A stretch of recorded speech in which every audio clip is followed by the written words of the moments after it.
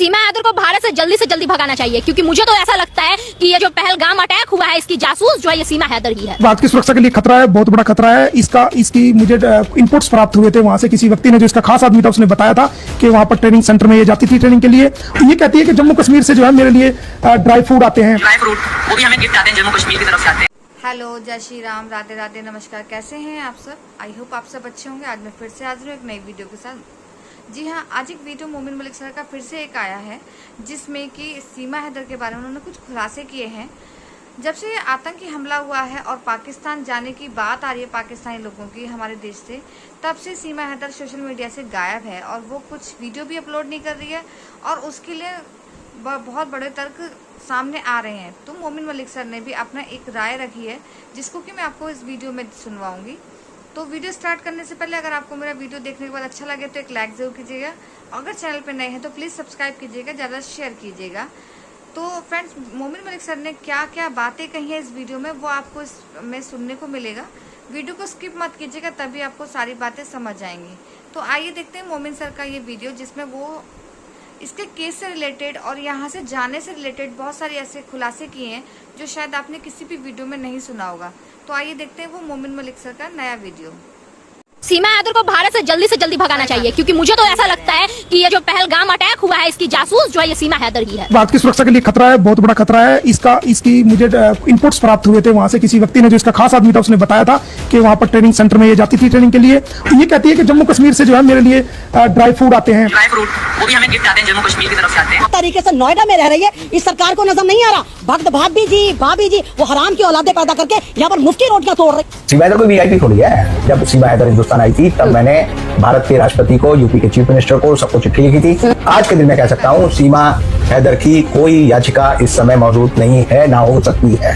कोई जो है अदालत हिंदुस्तान की आज के समय में उसको प्रोटेक्शन नहीं। जी हाँ दोस्तों, जम्मू कश्मीर में आतंकी हमला हुआ तब से सरकार ने जो है सख्त आर्डर दिए हैं कि जो भी पाकिस्तानी भारत में है उसे जल्द से जल्द निकाला जाए और काफी पाकिस्तानी निकल भी चुके हैं। तो दोस्तों, बात आती है सीमा हैदर पर। सोशल मीडिया में ये अटकलें लगी है, ये जाएगी। कुछ लोग बोलते हैं सीमा हैदर नहीं जाएगी, लेकिन दोस्तों सीमा हैदर हर हाल में पाकिस्तान जाएगी। और सुनने में ये भी आ रहा है दोस्तों सीमा हैदर अपने घर पर नहीं है, कहाँ पर है। और इसके साथ ही मोमिन मलिक साहब का एक इंटरव्यू आया, उस इंटरव्यू में मोमिन मलिक साहब ने काफ़ी कुछ जो है सीमा हैदर को लेकर खुलासा किया। जैसे कि ये पाकिस्तान में थी तो ये ट्रेनिंग सेंटर में जाती थी, क्योंकि दोस्तों आप सबको पता है इसका चाचा पाकिस्तानी आर्मी में है, इसका भाई पाकिस्तानी आर्मी में है, जो कि दोस्तों खुद इसने कबूल किया है कि मुझे कश्मीर से ड्राई फूड आते हैं। तो दोस्तों मोमिन मलिक साहब की ये वीडियो आपको यहीं पर दिखाएंगे। उससे पहले आपसे गुजारिश है इस वीडियो को आखिर तक देखें, ज़्यादा से ज़्यादा शेयर करें और वीडियो को लाइक करना न भूलें। ये और आप कहना चाहते हैं कि सीमा हैदर को भी वापस पाकिस्तान भेजा जाए, क्या आधार है, क्या कहेंगे? मैं तो सीमा हैदर को मसला नहीं है कि इसको पाकिस्तान भेजा जाए या इसको कहीं और किया जाए। मेरे लिए तो जो प्रायोरिटी पे जो चीज है वो भारत के नागरिकों की सुरक्षा, भारत देश की रक्षा, भारत का राष्ट्र सर्वोपरि और आंतरिक सुरक्षा, ये सबसे मेन है। और सीमा हैदर जो है, मैं 1.5 साल से इस मामले में जो है आवाज लगाता आ रहा हूं कि सीमा हैदर भारत की आंतरिक सुरक्षा के लिए बहुत बड़ा खतरा है। मैंने भारत सरकार को भी लिखा है, गृह मंत्रालय को भी मैंने इस संबंध में लिखा है और काफी टाइम पहले लिखा है कि ये मैंने लिखा था 2024 7वें-9वें महीने में शायद। तो ये भारत की सुरक्षा के लिए खतरा है, बहुत बड़ा खतरा है। इसकी मुझे इनपुट्स प्राप्त हुए थे वहां से, किसी व्यक्ति ने जो इसका खास आदमी था उसने बताया था कि वहां पर ट्रेनिंग सेंटर में ये जाती थी ट्रेनिंग के लिए। ये कहती है कि जम्मू कश्मीर से जो है मेरे लिए ड्राई फूड आते हैं और वो वहां से मेरे लिए ये आता है वे आता है। ये नेपाल से है, इसमें जम्मू कश्मीर में का इसका क्या लेना देना? हमारे लिए तो कोई वहां से ड्राई फूड नहीं भेजता, हम तो भारतीय वासी हैं। मेरे भी जानकार है, हमारे लिए आज तक किसी ने जो ना एक बादाम की गिरी नहीं भेजी है। तो ये कह रही है कि मेरे लिए ड्राई फ्रूट इतनी दूर जम्मू कश्मीर से कैसे है? तो कहीं ना कहीं कनेक्शन तो है इसका। तो मेरा कहने का मकसद यह है, या तो इसको जो है आप डिपोर्ट करिए, जब आपने सारे पाकिस्तानियों को बाहर निकाला है, जिनकी शादियां भी हो चुकी, जो वैलिड वीजे पे जो यहाँ पर थी, सरकार की मंजूरी से जो लोग यहाँ पर थे, जब आपने उन सबको बाहर किया है, बुजुर्गों को भी बाहर किया है, महिलाओं को भी बाहर किया है, तो ये हमारी क्या लगती है? इसको भी बाहर करिए, इलीगल आई हुई है। अगर आपको लगता है कि भाई ये इसको हमें डिपोर्ट नहीं करना, तो आप इसको जो है फिर इसकी बेल कैंसिल करिए और इसको जेल में रखिए। जैसे दूसरे पाकिस्तान के लोग जिन पे एफआईआर दर्ज हो जाती है, तो वो जेल के बेल होने के बाद भी वो जेल से बाहर नहीं आते, वो जेल के अंदर रहते हैं, उनको अंदर खुला छोड़ दिया जाता है, शेल्टर होम में रहते हैं वो। तो इसको क्यों खुला छोड़ा जा रहा है? बिल्कुल भी ये एक बड़ी खतरनाक बात है, बहुत बड़ा खतरा है ये। और ये भारत सरकार की जो तारीफ करती है, अपने आप को सनातन दिखाने की कोशिश करती है, वो सिर्फ अपना डिफेंस का इसमें कवर किया हुआ है, उसके अलावा कुछ भी नहीं है। ये घटना जो पहलगाम की जो घटना हुई, उससे एक दिन पहले इसने भारत का झंडा लहराया।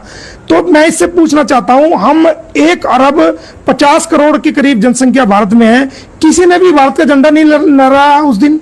क्या 15 अगस्त थी या 26 जनवरी थी, ये क्या था उस दिन? क्यों लहराया? वो सिर्फ ये सेफ्टी कवर चाहती है। ये कहीं ना कहीं इसका जो है ना बिल्कुल तार जुड़े हुए मिलेंगे। और ये ट्रेंड लेडी है, ये हिंदी भी लिखती है, बोलने में बहुत तेज है, इंग्लिश भी ये बोलती है, और ये फटाफट जवाब दे। ये सारा इसका एक ट्रेनिंग का हिस्सा मैं समझता हूँ।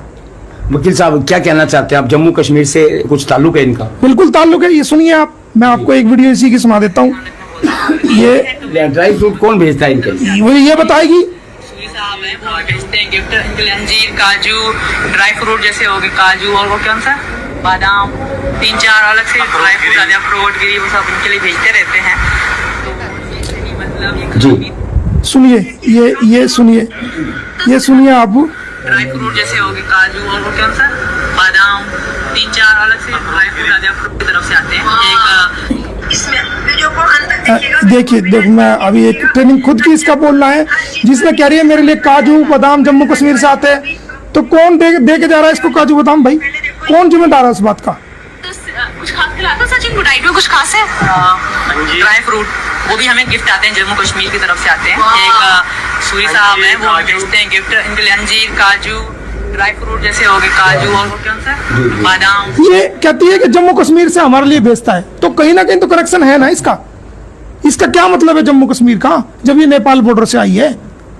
और ये कहती है मैं मोदी जी की शरण में आई हूं, मैं सरकार की शरण में आई। अरे मोदी जी ने या हमारी भारत सरकार ने ये कोई कहा था कि मोदी जी ने तो वहां पर जो है ना उच्चायोग खोला हुआ है पाकिस्तान में। हमारा उच्चायोग है ना वहां पर, हाई कमीशन। जो आना चाहता है, जो मोदी जी की शरण में आना चाहता है, वो वहां पर वीजा अप्लाई करे और वीजा के थ्रू आए। मोदी जी की शरण इलीगल ट्रेसपासर कोई हो सकता है, वो तो वीजा लेके आएगा। मोदी जी की शरण तो वो होती है। फिलहाल क्या चाहते हैं आप? मैं ये चाहता हूं कि इसको जो है डिपोर्ट किया जाए। अगर इसको डिपोर्ट नहीं कर रहे हैं तो इसकी बेल कैंसलेशन, सरकार एप्लीकेशन इसकी फाइल करे, बेल कैंसिल करे और इसको जो है जेल में रखे। इसको खुले में छोड़ना भारत की आंतरिक सुरक्षा के लिए बहुत बड़ा खतरा है, इंटरनल सिक्योरिटी के लिए बहुत बड़ा खतरा है। और इसके बच्चों को जो है तुरंत प्रभाव से डिपोर्ट करना जाना चाहिए, क्योंकि उनका एफआईआर में कोई किसी प्रकार का रोल नहीं है और वो 6-7 साल से छोटे हैं, उन पर कोई क्राइम नहीं बनता। उनको डिपोर्ट करे और इसको जो है या तो जेल में डाले या इसको डिपोर्ट करे। इसको यहाँ पर हम 28 नागरिकों की हमारी जान गई है, इसको हम यहाँ पर सहन नहीं कर सकते, नहीं कर सकते, नहीं कर सकते। ये हमारे लिए बहुत बड़ा खतरा है। भक्तों की भाभी को उठाकर फेंको ना सीमा इधर को। सबसे पहले उस भक्तों की भाभी सीमा इधर को उठाकर फेंको। वो आतंकवादी पाकिस्तान से यहाँ पर आकर घुस गई है और यहाँ के सारे खुफिया राज वहां पर दे रही है। एक आतंकवादी औरत पाकिस्तान के बलोचिस्तान से इलीगल तरीके से नोएडा में रह रही है। इस सरकार को नजर नहीं आ रहा। भक्त भाभी जी वो हराम की औलादे पैदा करके यहाँ पर मुफ्ती रोटियां तोड़ रही है, तो वो भाभी जी बनी है। सबसे पहले पिछवाड़े पे लात मार के सीमा हैदर को पाकिस्तान रवाना करा गया। सीमा हैदर ने हमला करवाया क्या? सीमा हैदर ने हमला करवाया? तुम्हें नहीं लगता? इलीगल तरीके से पाकिस्तान से यहाँ पर आ गई, बिना वीजा के, बिना पासपोर्ट के, और भक्तों की जो है भाभी बनकर रह रही है और नाजायज बच्चे पैदा कर रही है। तुम्हें नहीं लगता कि पाकिस्तान की जासूस है? क्योंकि सीमा तुम्हारी भाभी है तो पाकिस्तान की वो बेटी है, तो तुम्हारा समझाना हो गया। फिर क्यों चिल्ला रहे हो? लात मार के इसको कौन है कि अपने मुल्क को समझा कर आए? बाज आ जाए पाकिस्तान अपनी हरकतों से, अपने बाप को समझा कर आए, अपने भाइयों को समझा कर आए, क्योंकि सारी